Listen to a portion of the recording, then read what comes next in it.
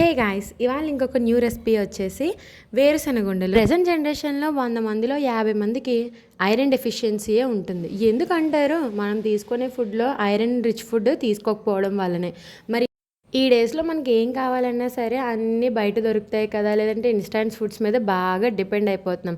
కానీ అలాంటి ఫుడ్స్ తింటే ఎక్కలేని రోగాలు వచ్చి పడతాయి. అట్లీస్ట్ ఇలాంటి చిన్న చిన్న ఫుడ్స్ అయినా ఇంట్లో ప్రిపేర్ చేసుకుంటే మన హెల్త్ని మనమే కాపాడుకోవచ్చు అనమాట.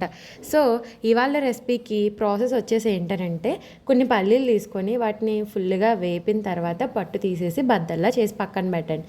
ఇప్పుడు వాటిని ఒక గ్లాస్ ఫుల్గా తీసుకోండి.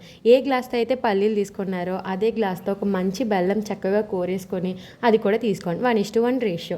ఇప్పుడు స్టవ్ వెలిగించి ప్యాన్ పెట్టి అందులో ఫస్ట్ బెల్లం వేసేసి కొద్దిగా వాటర్ వేసి, నేను వీడియోలో చూపించినట్టు నొరగలా వచ్చినప్పుడు స్టవ్ ఆఫ్ చేసేసి ఒక ప్లేట్లో కొద్దిగా పాకం వేస్తే అది జిగురుగా వస్తుంది అనమాట. అప్పుడు మనం ఆల్రెడీ తీసి పెట్టుకున్న ఈ బద్దల్లా చేసుకున్న పల్లీలను అందులో వేసేసి మంచిగా కలిపేసుకొని, ఇప్పుడు ఆ ముద్దను మొత్తం ఒక ప్లేట్లోకి వేసేసి కొంచెం కొంచెం చేతులకు ఆయిల్ అప్లై చేసుకుంటూ ఉండల్లా చేసుకుంటే ఐరన్ రిచ్ ఫుడ్ మన వేరుశనగుండలు అయితే ప్రిపేర్ అయిపోతున్నాయి అన్నమాట.